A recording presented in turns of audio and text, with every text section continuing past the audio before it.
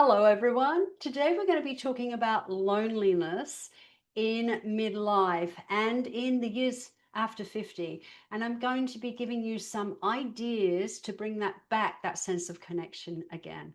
My name is Deb, and welcome to Women Reinventing Midlife TV, where we aim to inspire women over 50 to thrive in a meaningful life that you deeply desire and deserve. You might have noticed that there are a lot more people feeling lonely these days, and it seems to especially hit people in midlife and the years after 50. Regardless of what many people think, it's not just single people and people living alone that feel lonely. It can be experienced by people in a relationship and even when we're surrounded by a circle of friends. Now, lonely feelings can affect us at any point during our lives, but what I've noticed is midlife and in the decades beyond midlife, it can hit us even harder because there are a lot of changes that happen around this time. Number one is that a relationship can become stale. Over the years, especially if we've been in a really long-term relationship, then we can get into bad habits. And especially if we've had children and they've left home, then we can really lose that sense of connection, not just physically, but also intellectually and emotionally as well. Now, if we have had kids and they've left home, we can end up feeling like we don't know the person sitting next to us on the couch. And we can also feel like we don't even know ourselves either. Lonely feelings can also be affected by friendships that we've outgrown as well. So we all reach different stages of a transition at different times. And sometimes it might be related to menopause, but sometimes it isn't. And there could be other changes going on for our friends. So it's not just related to the age that we are, that we can feel like we've outgrown friendships.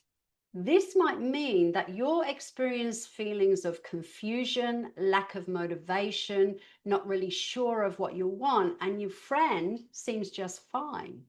Values can also change, and we can feel like our values have shifted, but our friends haven't, and they might never do. So, what this doesn't mean is that you can't be friends anymore. You can still be friends, but you might feel like the friendship's lacking and you want more from your friendships. You might even have circles of friends that you don't feel like you belong to anymore, even though you still enjoy those friendships. Another reason why we might feel lonely around this time of life is when we're single, when we live alone, and especially if we're introverts. Introverts love their own company. I should know because I am an introvert, but I've also been single and living alone in midlife after my kids left home. So I know that it can trigger those lonely feelings. There's times that I've felt really, really lonely. I think it's important that if we have single friends that live alone, that we maintain those connections and we connect with those people regularly. Especially people living alone or people who are introverts are the least likely to reach out if they need support. And we need to let go of that need, that thinking of, oh, well, I contacted them last time, so they need to contact me this time. Sometimes there are those of us that reach out more, and that's perfectly okay. We don't know what's going on in someone's life unless we reach out and ask. And if we've got single friends who live alone, they might be struggling and we might not even know about it. Another thing that can bring loneliness is retirement and other losses that happen around this time of life. We can all experience loss in many different decades of our life. I experienced loss in my 20s. So it can happen a lot earlier, but especially after 50, we seem to have losses that happen a lot closer together. We might have parents that pass away. We might have partners that pass away, friends that pass away. And sadly, for some people, they have children pass away too, which is really sad. Some people have divorce or they're separated. That can bring a sense of loss. Redundancy can bring a sense of loss. Sometimes that comes without us even realizing. And I know that happens to a lot of people in their 60s, which means that we retire before we're ready. And even for people when they are ready to retire, they still feel that sense of loss. As we move into retirement, if we haven't made plans to do other activities or things that are meaningful to us, then we can also feel that loss of purpose as well, which can really trigger those lonely feelings. These are some of the reasons why, but I'm sure there's many more. But remember, it's not all doom and gloom, because there is a way to bring back that sense of connection again. And I'm going to share a few of those with you now. But first of all, it's important to identify the kind of feelings that we're feeling. A lot of people don't even realize they're feeling lonely. For some people, we feel a sense of loss, we feel sad, we feel like there's a void, we feel like something's missing. For some people, we feel like we don't belong anymore. And some people just do know that they feel lonely. It's kind of like a yearning feeling. The second point that we need to do is to look at what's changed in our life that's brought about those feelings. And it might not just be things that have changed externally, it could also be things that have changed internally, things that we're doing. Like I said before, if you're an introvert, you love your own company, but if you spend too much time alone, you can end up feeling lonely. So it's time to get out and about and do things again. But it also could be something like your friend leaving. You might have a friend who moves area. That can bring lonely feelings. You might have a relationship that's ended. You might have moved into retirement. So really, and lots of other reasons. They're not the only ones. So that really think about that. And I also want to talk about here is a loss of a pet as well. That can also trigger lonely feelings. We tend to think that's not such a big thing, but for many people, it is a really big thing. Remember that a loss of a pet is like losing a child. So it's important to understand that that can bring a sense of loneliness as well. It's not just about human loss, it's also about pet loss as well. Now, if you're finding this content helpful so far, please remember to subscribe to this channel, because it supports me in continuing to bring helpful information like this to you. Okay, so let's have a look at some of those ideas to bring back that sense of connection again. So it's really defining what it is that you're missing. For some people, it's physical touch. For some people, it is conversation. For some people, it is just having someone to do fun things with. So it's about defining what it is for you, what it is you're missing in life at the moment. Some people, especially single people, it could be that we're telling ourselves that we'll never meet someone, or we might be looking wistfully at happy couples and really wishing that we had that. And that can often bring that sense of loneliness as well. So it's important to define what it is that you're missing and look for ways to bring that sense of connection back for you. So for instance, I talked about relationships before, and where we might have lost touch with each other over a long-term relationship. So look for ways to bring back that sense of connection again. And it could be an intellectual connection that's missing. So for instance, it might be that you start to eat dinner at the table every night where you can have conversation, making time for meaningful conversation, having date night once a week. And it doesn't have to cost a lot of money. We often just get some crackers and some dips and a bottle of wine and go and sit at the beach or in another nature spot. Even things like, we bought a box of conversation cards, and they are so helpful. It's a box of conversation cards for couples. And we both pull a card out each and have a conversation with whatever the prompt is on the card. And it's amazing how much closer we feel to each other just by doing that. So, and it's a great way to get to know each other again. Okay, so another way to bring back connection is to look for ways to connect at work if you're still at work. If you're not still at work, keep listening because there's more for you later. So if you're still at work, look for ways you can connect at work. Are there social get-togethers that you've been saying no to?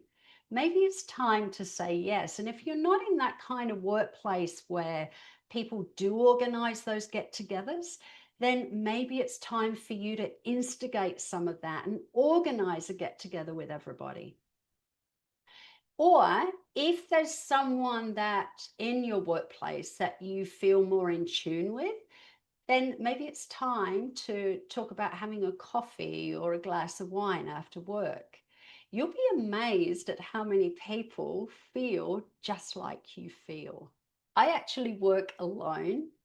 And so with solitary work like this, and I know that a lot of people work alone at home now, I can feel lonely because I'm sitting in a room by myself for 5 days a week. And so just recently we adopted a little dog called Squizzy. And if you're in my community, we'll have seen photos of Squizzy. And it's amazing how different I feel now I have a little Squizzy with me. I feel like I have my companion and I've got my sense of connection again. So I highly recommend getting a pet. And if you're in a living situation where you can't have a pet, there are lots and lots of charities out there that you can go and volunteer in, an animal rescue center or a dog homeless shelter. There are many that you can volunteer in. And guess what? You might even find that there's someone else volunteering that you really resonate with. That's another great way of building connection again. Now, if you are retired, it's about looking for ways that you can connect outside of work. So you've finished work and it's about looking for ways that you can connect. Brene Brown says that a true sense of belonging is felt when we belong to ourselves first.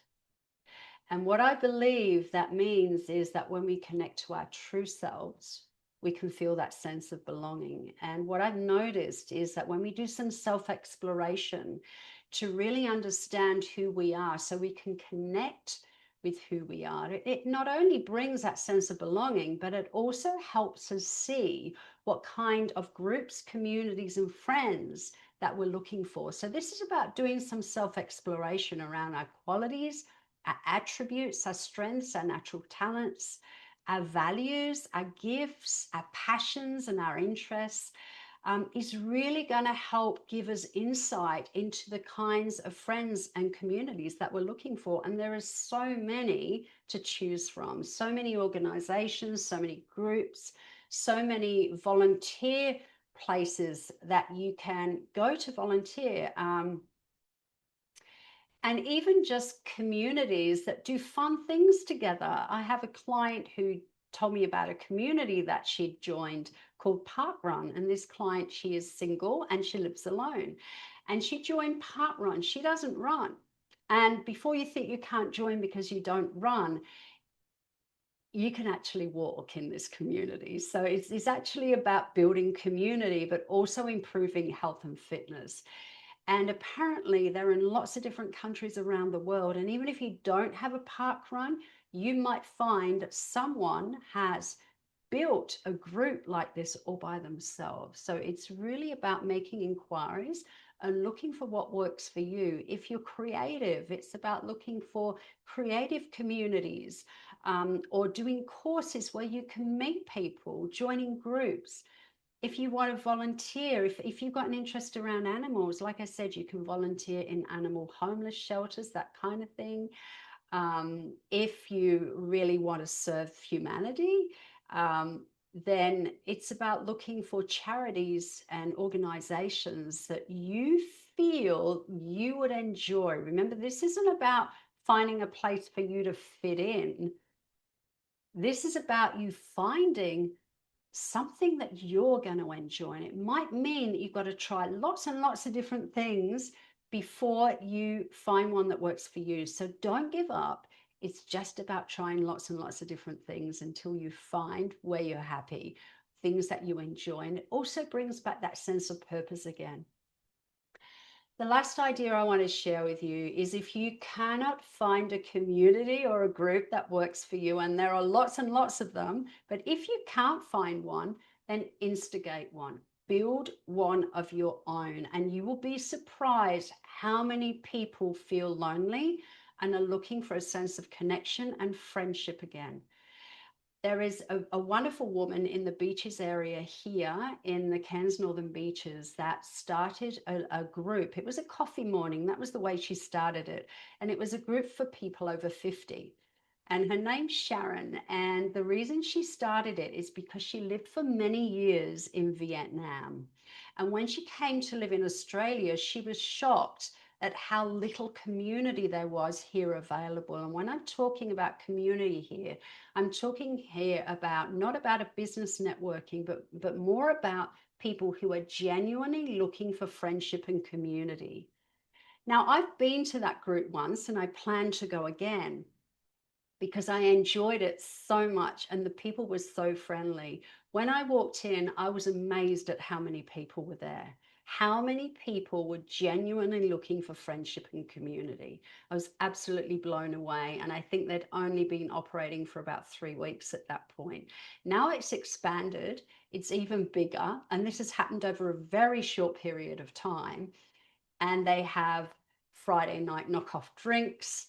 They have karaoke nights, they have trivia nights, they go out on outings together, they do lots and lots of different things. So sometimes if you can't find what's right for you, it's about creating what is right for you, and take a chance. You'll be surprised how many people will be so appreciative of your efforts.